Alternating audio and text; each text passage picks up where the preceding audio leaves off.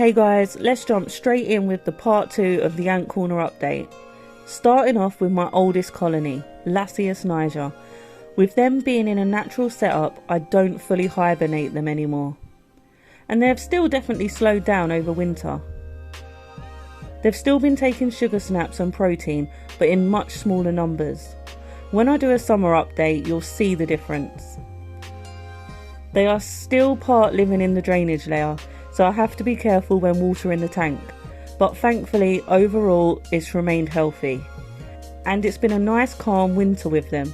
As long as I stop the plants from growing too tall, there's no issues. I did notice that they have a lot more entrances to their nests. They can now pretty much get underground without moving more than a few inches.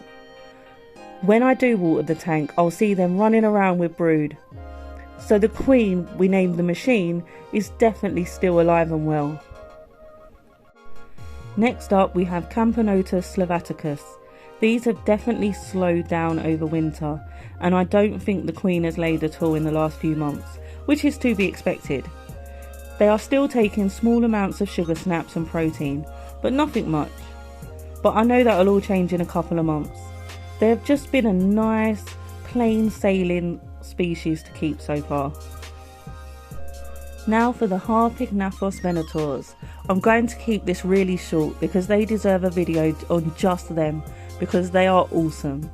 Obviously I've only had them since November when I collected them from Acanthomyrmex.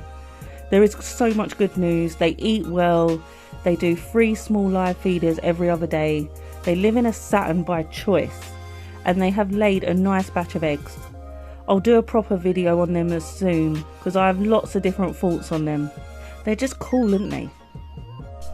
Let's move on to the thailandensis that we call the funny.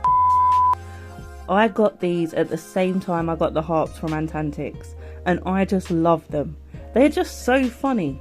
I haven't found them to be shy as others have said. They always come out for sugar snaps and protein.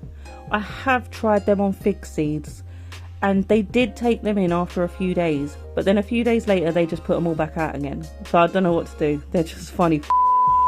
I'm really glad I got them, and they are a nice effortless addition to my collection. Now for the Trapdoor setup. I say setup as I don't know if there's any alive in there. I mean, I have gone longer without seeing workers out, so who knows. But I couldn't get any current footage of them for this update. I'm not going to start digging for them because if they're dead, all I've done is confirm it sooner. But if they're alive, I would have disturbed them and stressed them, and I could stress them so much by digging them up that I could kill them anyway. No matter how careful and gentle I think I'm doing it, it's too risky.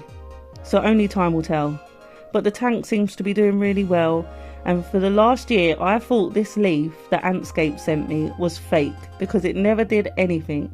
But it's finally sprouted 2 new leaves after 11 months. As soon as I see any of the trapdoors out, I'll be sure to post it on one of my social medias. Let's move on to the Crematogaster scutellaris. These ladies will swarm anything. They are growing a lot faster than I expected. They are super cute. I have found though, if you don't feed them on time or enough, they will demolish their own brood. And I've still never seen a dead worker. Like, will they eat them? Like, maybe the first workers have died and they ate them all completely that I've never seen any. I will move them soon, probably into a satin. But so far, touch wood, they have been no hassle. They were my free colony from AntCon last time. The Tetramorian Biocarina are pretty much the same. They will eat anything. They did slow a bit over winter, and the overflow I've split off into a large satin, and they are laying and growing completely separately. Them antimatters bowls are so simple but awesome for stopping them dragging the roach bits everywhere. They are definitely very handy for little ants or messy ants. Highly recommend. Now for another natural setup with the Myrmica Rubra. Now these are the colony that are old and slowly dying out due to old age. It's a single queen, and I don't know if she's alive or not, but I'll still get a few workers come out to feed on both sugar snaps and protein. The tank is alive and well, and I know a year or more ago people were advising me to add more queens. but I've just decided to just let them grow old, and when they die out, they die out.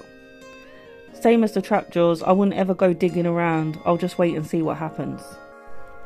Now for the dives. It's more of a change of tank since I last showed them. They found their way into the drainage layer, so I've altered the tank to give them more options above ground to nest in. The slope that was along the back I've removed and replaced with a bit of wood covered in moss. Will they nest behind that? Who knows. I've also added a bit of wood at the front of the tank as an option for them. It's close to the heat and one of their main satellite nests they built. They are still eating great and getting more and more workers coming out to feed. I will do a full video on these when or if they decide to move into one of the options I've offered. I love these so much. They were another colony I got from AntCon. I'm so tempted to save up for our martyrs, as seeing Baker's colony of them on the Antantics Discord server has made me want them so much. Maybe I'll grab myself some at the next AntCon. Then lastly, one of my favourite colonies, my Lasius Flavus. Their tank changes all the time. It started with a volcano-like mountain in the middle at the back, with a path going around it made of slate. That's been gone for ages. Over time, the soil they have removed from underground to make chambers has been brought to the surface, and the volcano ended up spreading to both back corners. So we had like a full slope all the way across the back. Now the front of the tank level is getting higher and higher, and this is all from them filling up below ground, because I've not added any soil to this tank at all. The plants constantly need cutting back. I think they grow so well because the Flavus are constantly turning over the soil. It was getting dense in there, so I decided to remove nearly all of the plants, and I've re-added some from the cuttings and some extra moss. I think all the plants and that are from Antscapes. Highly recommend you go to his shop, it's so good for all the natural setup stuff.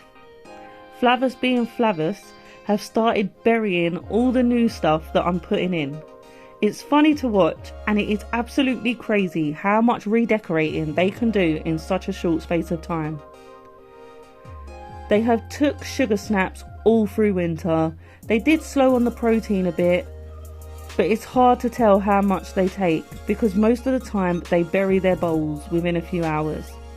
I need to find or make some sort of platform to feed them off the ground. I just love them though. I'll add more plants to the tank gradually, and I'll have to start unburying the stuff that I've already put in. But they are so pretty, they are worth it. The rest of my colonies are in the garage hibernating, and I'll do an update on them late February, early March, depending on when I take them out. But that's all for this update. Thanks for watching. Take care. Stay safe. Bye.